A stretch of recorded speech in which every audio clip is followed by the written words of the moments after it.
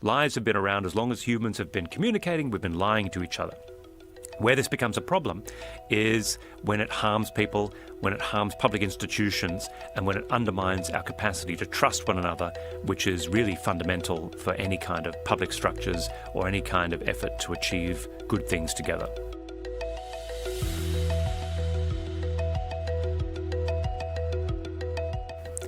Welcome to Multilateralism Unpacked, the podcast of the United Nations University Center for Policy Research. My name is David Pasarelli. I'm the director of the center.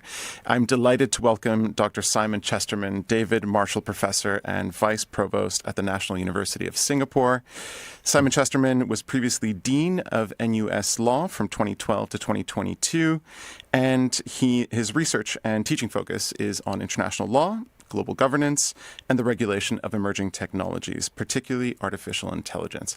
Simon, we've invited you to this conversation because you're about to publish a new Oxford handbook on misinformation and disinformation, an important topic. We've just come from a public conversation on your work. I wanted to know what got you interested in the topic and why pick this topic for your next piece of research. So I think all of us are aware how much our access to information has transformed in the course of our lives. With the emergence of the internet, we now have at our fingertips information from around the world.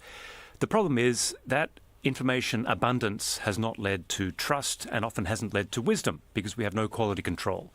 It's as easy to share a lie as it is to share the truth, and one unfortunate reality is that often the lies are a lot more attractive and more likely to be shared on social media and so on. So all of this led me and a bunch of researchers at the National University of Singapore to say, well, how can we address this? And what we realized is you can't address this from one dimension alone. So I'm looking at the regulatory and policy things we can do, and I think that's part of the answer. But we've also got computer scientists and technologists working on the ways in which fake information can be produced, disseminated, detected, and so on. But then there's a third group looking at the behavioral economics of this, what happens in human psychology that means that many of us are not only susceptible to misinformation and disinformation, but often attracted by it, more likely to be energized by it, excited either positively or negatively. And so for all these reasons, we thought it was a fascinating project to spend some years on, and we're delighted to soon be releasing the Oxford Handbook of Misinformation and Disinformation to share some of that research and hopefully some of the ways in which we can address the problem without creating new ones. Simon, when I think about misinformation and disinformation, there are two terms that I think many people tend to understand. But I've heard other terms used as well. I've heard the umbrella term information pollution that covers many different ideas. And the UN has recently written a lot about information integrity. Could you just orient us? What do these terms mean, and what is the difference and the distinction between the different terms that we're using? Yeah, so they're looking at the same problem through slightly different lenses. So I think information integrity is a great way of framing the fact that we want an information ecosystem that is reliable, trustworthy, has some measure of authenticity, and so on. In the project that we've been looking at, we're looking primarily at the kind of harmful stuff. And there's a tendency there to think that the problem is falsity, that false information is bad. But we would distinguish between false information that is innocently shared and false information that is malevolently shared with an ill intent. So the first category of false information shared benevolently we would call misinformation, things like urban myths, rumors, and so on. And then there's the disinformation that is shared with ill intent, the kind of hostile information campaigns, the propaganda that is intended to manipulate a population. There is a third category that we address, what we call malinformation, which is notionally true information that is shared with ill intent. So that's things like revenge pornography or doxing, trying to embarrass someone, trying to harm someone with truth. And so in all of this space, though, the challenge really is to work out what is the problem we're trying to solve. And it's not the existence of lies. Lies have been around as long as humans have been communicating, we've been lying to each other. Where this becomes a problem is when it harms people, when it harms public institutions, and when it undermines our capacity to trust one another, which is really fundamental for any kind of public structures or any kind of effort to achieve good things together. It's interesting. You mentioned how attractive this information can be and pulls people in. I'm wondering, thinking on the indices that have emerged over the last few years on global risks, misinformation and disinformation is climbing in the ranking. I think in a 2026 ranking, it was listed in the short term, in the next 2 years, as the second biggest risk to polarization, to kind of international relations. And I wonder if that understanding, that appreciation of the severity of the risk also maps onto the individual. Do we at a local level appreciate how dangerous this is? So I think for many people, it's part of the background noise of daily life. I think if asked, most people are aware of it, but are they conscious of it as a risk day to day? Not necessarily, but this has changed over the last decade or so. So 10 years ago with the Cambridge Analytica scandal, I think there was a realization that information technology, the way in which we consume information, couldn't just lead to things like a weird recommendation of what you might purchase on Amazon, but could potentially affect elections in the most powerful country on the planet, in the United States. During the pandemic, we were both really consuming huge amounts of information, many of us under lockdown, but also aware of the lies that were spreading. The misinformation and the real consequences of those lies. And then more recently, with the emergence of generative AI, things like ChatGPT, Claude, Gemini, and so on, we realize how easy it is not just to produce ever greater quality information that looks real, but to do so at scale. And so I think that's really transformed the ways in which we engage with information. And then the challenge is, well, how do you make people appropriately skeptical of things that might mislead them without making them so cynical that they don't believe anything? In terms of the government regulation, I mean, governments are called upon to address this challenge. We've seen an uptick in government regulation trying to address this. Is that an effective approach, and can that misfire? Can we put too much faith in governments intervening to address this particular challenge? Yeah, so one of the first bits of research that I did was to look at a mapping of government responses around the world. And we started looking at legislation around 1996, which is when the internet was really going mainstream. The US had the Federal Communications legislation, the Communications Decency Act, and then we tracked that onwards. And so initially, very few countries did anything. And that's partly because they had existing laws in place, obscenity, harassment, defamation, official secrets acts, and so on, but partly also because they didn't know what to do. And they were wary about unnecessarily constraining this technology. And so what happened over the subsequent decade or so is you did have the emergence of some countries really trying to rein in misinformation, disinformation, but they tended to be what some would call less free countries. And this is one of the dilemmas for governments. Do you regulate in order just to protect your civilian population, or are you trying to protect yourself? And that's really at the heart of one of the regulatory dilemmas in tackling the topic of misinformation, disinformation, is how do you avoid the perils of unfettered free speech that enables people to say outrageous, damaging, harmful things, but avoid the alternative, which is unnecessarily government censorship that will constrain people in what they can say and potentially what they can think. And of course, the government isn't the only actor here. We frequently speak about platforms who provide the tools and the mechanisms to spread this information. And how do we think about their responsibility? Exactly. And that's really where the heart of the problem lies, because any effort to address misinformation, disinformation, is almost always going to come too late. It's sometimes said in this area that by the time the truth is put on its shoes, a lie has traveled around the world. And the technology companies, the platforms, are really where this starts. And the problem is that in the early days of the information revolution, in particular the early days of the internet, there was a question: how do we treat these platforms? How do we treat these companies that are the ways in which we access the internet? And basically there were two models. Are they like telephone companies, or are they like newspapers? So a telephone company has no control over what you say speaking down the line. And so it would be crazy if you could sue a telephone company or regulate a telephone company for what was said online through their devices. But a newspaper makes decisions about what to publish. And so if a newspaper publishes a defamatory article, a libelous article, you can go after the person that wrote the article, but also the publisher of the newspaper. And in the early days of the internet, the US in particular was very clear: we're going to treat them like telephone companies. And in early days, that probably did make sense. The companies had no control about what people were posting on bulletin boards and so on. Jump forward to 2026 when we're talking, and it's now widely recognized that these platforms have algorithms that don't just blindly transmit content the way a telephone line does. They are exercising a kind of at least algorithmic editorial control. And we know that that's optimized for engagement. It's optimized for things that will push your buttons, excite you in a positive or negative way. And so just recently there was a lawsuit against Meta, the first one really to be successful, accusing Meta not of disseminating harmful content, but of having a platform that was designed to be addictive. And so that suggests some ways in which it might be possible to hold these platforms, these technology companies to account, because really without them there is no solution to the problem of mis and disinformation.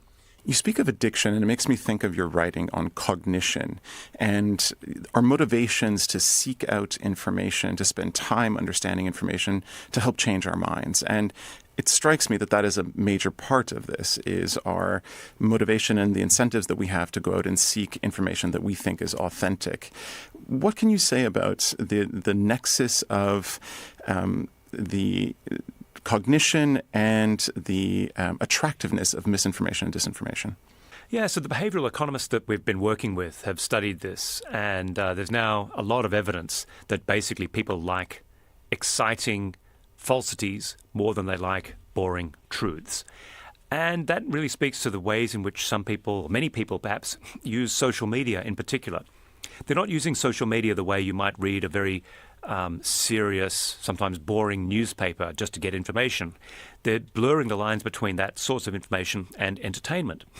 And the problem is now with the decline of traditional media, that's how a lot of people are getting their information. So young people are getting their quote-unquote news through TikTok and so on. And so there's a very different mind space. If you're turning to something for entertainment, that's not exercising your critical faculties the way you might be when you're doing something, a serious course of study, or even when you're looking at a serious newspaper. So I think in that sense, our lines have been blurred. But there's also the problem of information overload. There is so much information out there these days that I don't think anyone realistically expects to be able to absorb all the news. And so we passively consume things, and that means that we are less and less likely to be exercising our critical faculties. So the reality is, many people are traveling through the world, getting bombarded by information, and it's actually quite a rational response not to spend huge amounts of time critiquing everything, because then you'd have no energy. And so, the end result is that we are offloading a lot of our critical faculties in order to merely accept the information that's being served up. And then perhaps not realizing that the reason it's being served up to us is not so that we're well-informed, rational, good-thinking citizens, but it's being served up to us so that we can consume ever more advertisements. It strikes me then that authenticity is actually quite valuable in this moment, and where we find authentic information, how we think about authentic sources and authentic information. And this brings me to the United Nations. The United Nations has been addressing this particular challenge, and they've done it in multiple ways. They've produced principles, but they've also produced, or they've also endeavored to address very specific types of misinformation and disinformation. So, for example, they've called out the role of advertising by the oil industry, the fossil fuel industry, which is driving a sense of climate skepticism. And so when we think about the authenticity of knowledge, the role of the UN, what scope is there for the UN to act in this space to help address these challenges? Yeah, so you've really highlighted an important issue, which is authenticity, or just trust. Who can we trust? Where is a trusted source of information? And so this is true at the macro level and at the micro level. The micro level, not that climate is a micro issue, but in specific areas, you're absolutely right that there are concerted efforts to change a narrative. And there's a clear echo here with what happened with tobacco companies that had the information that theirs was a product that was causing irreparable harm, and yet their economic incentive was to delay, at least for years in many cases, the legal consequences of that action. And we're seeing that now with the climate change and the effort on the part of oil companies, which know that they're in a declining industry, to at least preserve their benefits. So that's at the kind of micro level of issue specific. But also at the larger macro level, we really have a trust deficit in the world. And that's partly because of not just the quality of misinformation, disinformation that's going out there, but also the quantity. There is so much information out there that there is this idea of the liar's dividend, that it's not just that harmful falsities will be propagated and will cause harm, but that the prevalence of the amount of false information means that even true scandalous things will go under the radar because they can be buried. So what's the role for the UN? Well, the UN, at least in many parts of the world, is a trusted institution. If the UN says something, people may be more likely to believe it than when their government says it. In some situations, more than when a technology company says it. And so there's at least a window of opportunity there, maybe, for the UN to play a role in addressing this authenticity deficit in a way that would minimize the harms associated with some of the misinformation, disinformation problems without necessarily introducing new ones, which occasionally comes up when governments overact in order not just to suppress lies that are harmful to the population, but even truths that are inconvenient to themselves. Do you think we're miscalibrating our hope that the UN can act? Do you think that our expectations are not in line with the machinery of the UN? Or do you think that there's still a way of using that machinery to positive effect? Yeah, so the UN has always had crises of expectations, or a mismatch between expectations and reality. In this space, the UN is certainly not going to be the solution, but it can be part of the solution. I think one of the challenges is, picking your battles. So where the UN can really make a difference, in conflict zones where it's not just lies about public institutions, it's lies about specific people that can lead to real harm. In those situations, I think there is an awareness that the UN has a role to play.